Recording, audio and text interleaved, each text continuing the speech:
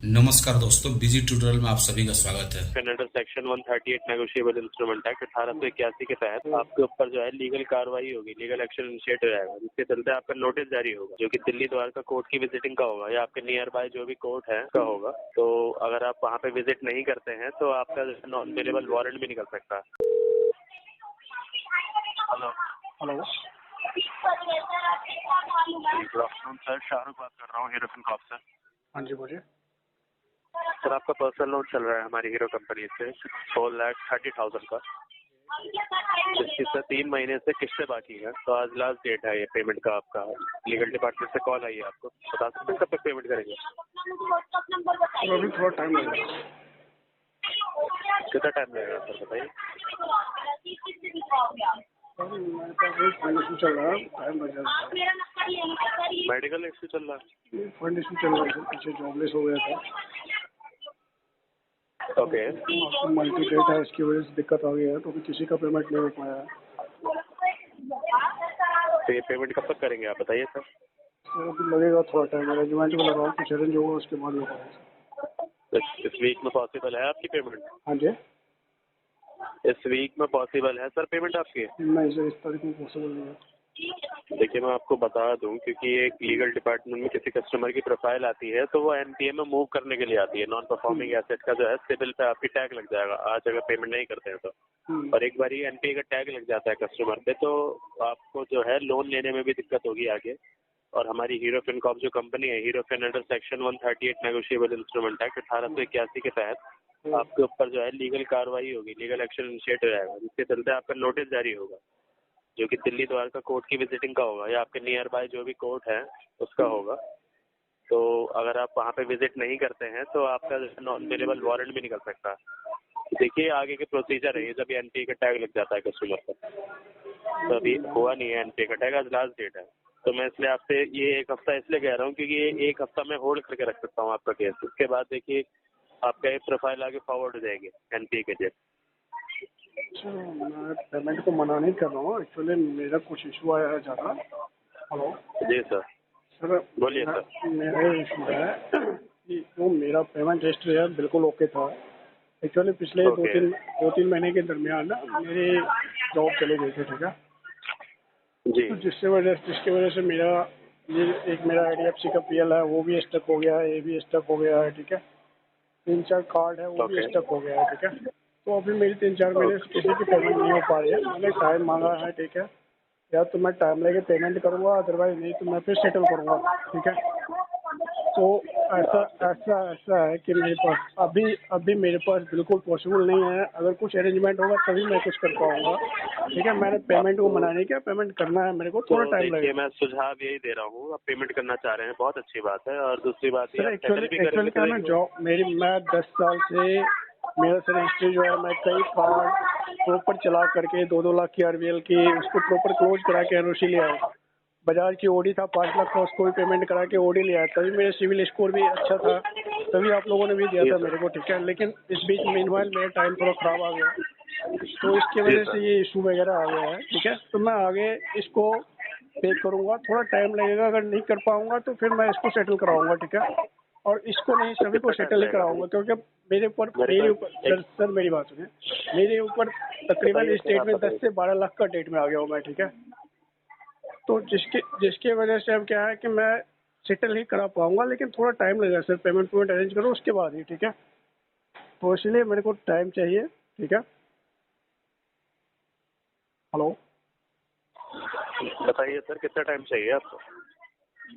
Sir time तो अभी लग जाएगा सर, मेरे को पेमेंट अरेंज करने में 2-4 महीने लग जाएंगे, ठीक है। 2-4 महीने? जी जी जी सर। सर देखिए 2-4 महीने में तो आपका नोटिस भी जारी हो जाएगा यहाँ से। आपने अपनी सारी बातें समझा दी, मैंने सुन भी ली आपकी सारी बातें। लेकिन आपको मैं यही बताना चाह रहा हूँ, 2-4 महीने में आप कह रहे हैं पेमेंट करना चाह रहे हैं, आप सेटल भी करना चाह रहे हैं, बहुत अच्छी बात है, आपका लोन बंद हो जाएगा। लेकिन आप ये 2-4 महीने का टाइम नहीं है ना, लेकिन इस चीज का आपका तब तक नोटिस भी जारी हो जाएगा, फिर ये जो है एनपी का टैग भी लग जाएगा, तब तक तो ये आगे चीजें बहुत आगे बढ़ जाएंगी। मैं सर आपका रिगार्ड करता हूँ, मैं सुझाव ये दे रहा हूँ, अगर आप कहीं से अरेंज कर सकते हैं पैसे, अगर कहीं से अरेंज कर सकते हैं, ये 13,044 रुपये, मैं ये नहीं कह रहा आप 3 महीने की किस्त एक साथ पे करिए या अपनी पेनल्टीज पे करिए। अगर आप 1 महीने की किस्त भी पे कर सकते हैं तो आपके लिए बेनिफिशियल रहेगी ये चीज। क्योंकि यहाँ पे मैं आपका केस होल्ड करवा दूंगा कि आगे केस जो है लीगल के लिए फॉरवर्ड नहीं होगा, एनपीए के लिए फॉरवर्ड नहीं होगी ये चीज।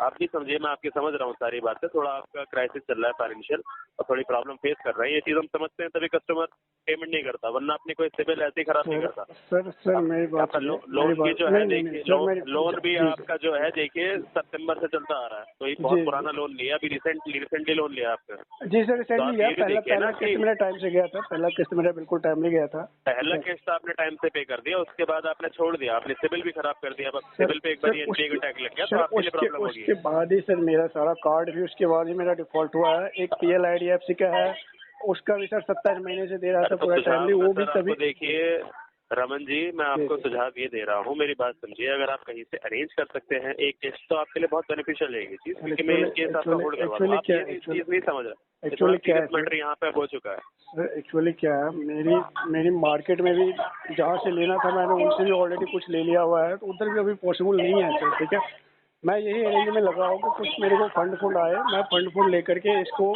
जो भी होगा मैं क्लोज करा दूंगा। ठीक है, लेकिन थोड़ा टाइम लगेगा। वो तो आप क्लोज करा लीजिएगा बेशक, अगर आपको टाइम चाहिए तो मैं आपको 1 महीने का टाइम तभी दिलवा पाऊंगा जब आप एक किस्त पे करेंगे, इसके अलावा मैं टाइम नहीं दे सकता, फिर एक केस आपका सीधा आगे फॉरवर्ड होगा। मैं आपको टाइम तभी दे पाऊंगा ना सर जब आप एक किस्त पे करेंगे। अगर आप इस वीक में किस्त पे करते हैं तो आपके लिए ये चीज बेनिफिशियल रहेगी। मैं दोबारा आपसे ये वाली बात कह रहा हूँ, मैं आपको फोर्स इस चीज के लिए कर रहा हूँ कि आप एक किस्त पे कर दीजिए। मैं आपसे कह ही नहीं रहा 3 महीने किस्त पे करिए।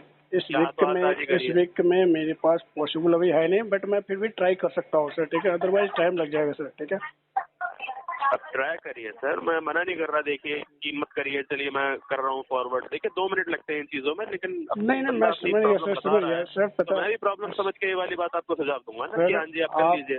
आप अगर मेरा पुराने लोनों का, पुराने कार्डों का ट्रैक चेक करोगे ना, पिछले 10 साल से मेरी हिस्ट्री इतनी अच्छी है कि मेरा कोई इंटेंशन रहता तो मैं किसी का पहले ही कर देता। ठीक है, लेकिन अब इस टाइम मेरे पास कोई ऑप्शन ही नहीं बचा सर। इस वजह से ना मैं मतलब अगर बंदा जॉबलेस हो गया और या अगर जॉब पकड़ा हो 20-22 हज़ार सैलरी और उसके पास अगर 70-75 हज़ार रुपये की EMI आ जाए तो बंदा क्या कर सकता है।